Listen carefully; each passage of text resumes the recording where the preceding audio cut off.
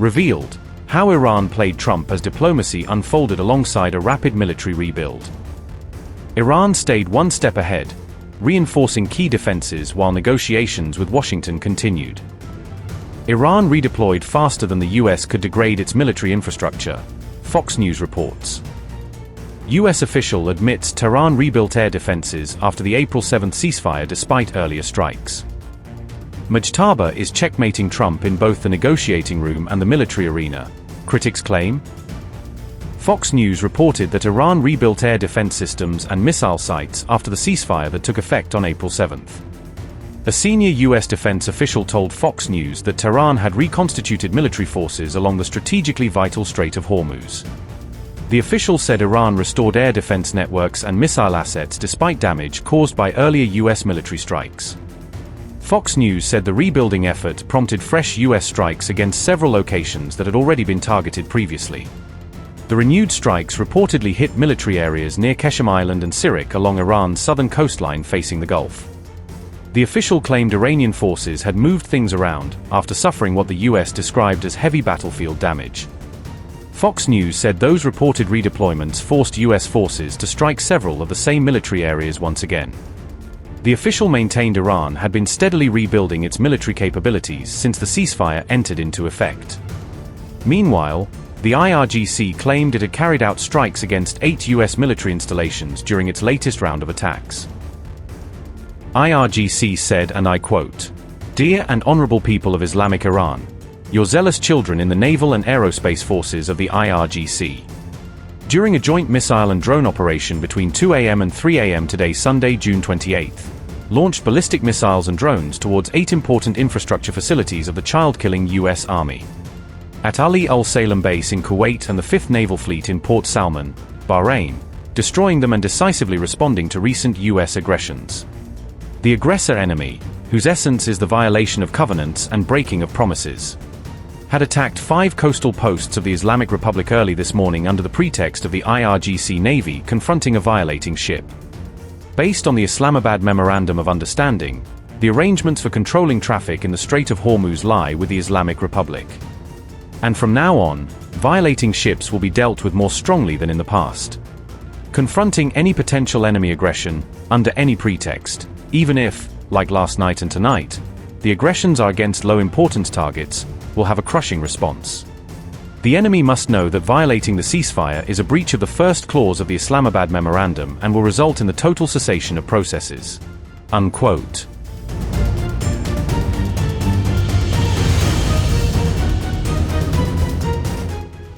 Mojtaba wastes no time punishing Trump's forces after Tehran alleges the ceasefire was violated. Fresh panic after Iran fires missiles and drones at US-linked military targets across the Gulf region. Explosions rock Bahrain. Air defenses engage missiles and drones over neighboring Kuwait. US and Bahrain claim they shot down 9 Iranian attack drones during the latest regional escalation. Iran retaliates hours after US airstrikes targeted military facilities in southern Iran. Trump ordered the latest strikes on Iran, citing what Washington called repeated ceasefire violations. U.S. forces hit Iranian missile, drone, and coastal radar positions in coordinated operations. Explosions shake Qeshm Island and southern Iran as U.S. raids target strategic military sites. CENTCOM says strikes targeted air defenses, drones, and naval mine-laying infrastructure. U.S. CEDOP followed Iranian drone attack on a commercial tanker near the Strait of Hormuz. Trump threatens Iran. Islamic Republic may no longer exist if attacks continue against U.S. interests. Donald Trump said, and I quote, "United States aircraft just struck Iranian missile and drone storage locations and coastal radar sites for violating the ceasefire agreement again. It is very possible that they will never learn. There may come a point when we are no longer able to be reasonable and will be forced to militarily complete the job that we very successfully started. If that happens, the Islamic Republic of Iran will no longer exist." Unquote. Iran claims it hit U.S. 5th Fleet Base in Bahrain and Ali Al Salem Air Base in Kuwait. IRGC says joint missile drone strikes targeted 8 key U.S. military installations across the Gulf region.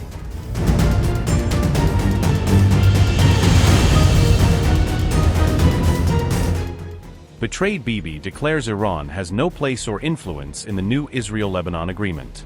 Israel told to withdraw after being pressed to accept the U.S.-backed Lebanon ceasefire framework.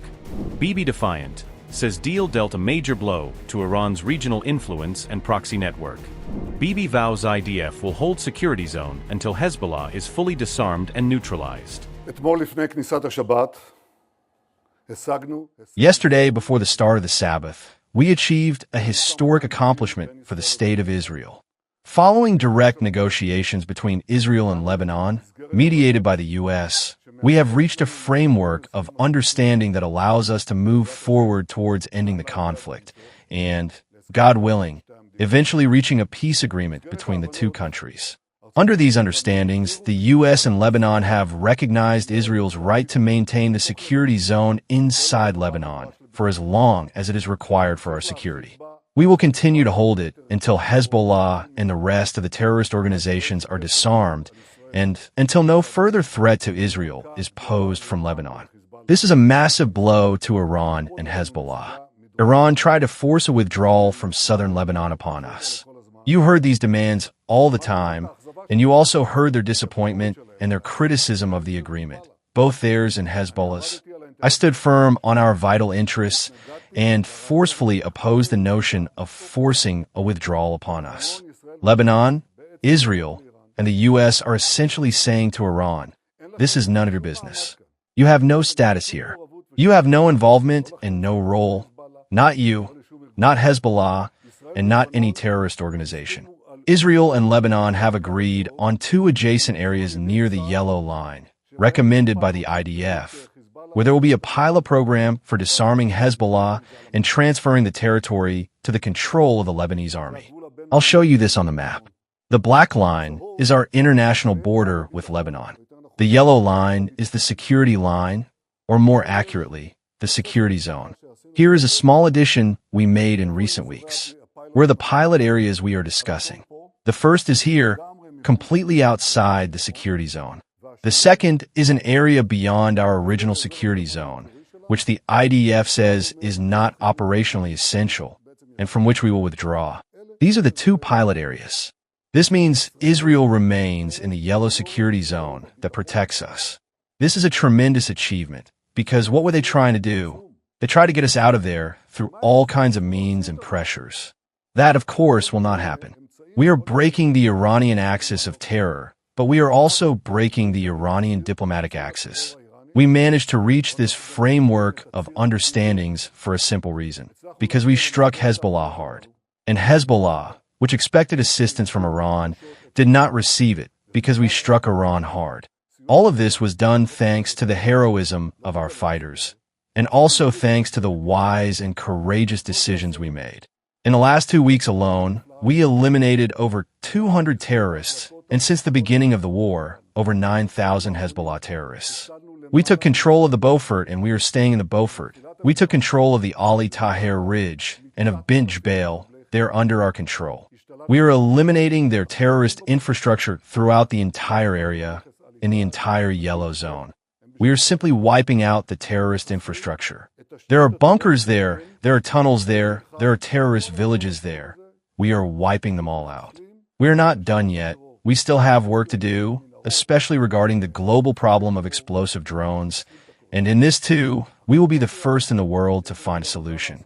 But what is clear is one thing. There is a historic achievement here. This agreement strengthens Israel and Lebanon, and weakens Iran and Hezbollah. And God willing, this is a sign of things to come. Iranian MP says Hezbollah must keep fighting to prevent any future war from reaching Iranian territory. Tehran calls Lebanon its strategic depth in the long-running confrontation with Israel. Without Hezbollah, war would reach Iran's borders much sooner, senior Iranian lawmaker warns. Defense Minister hails Lebanon deal as a decisive strategic setback for the Iranian axis. Katz warns Iran of powerful response if Hezbollah attempts to undermine or violate the agreement.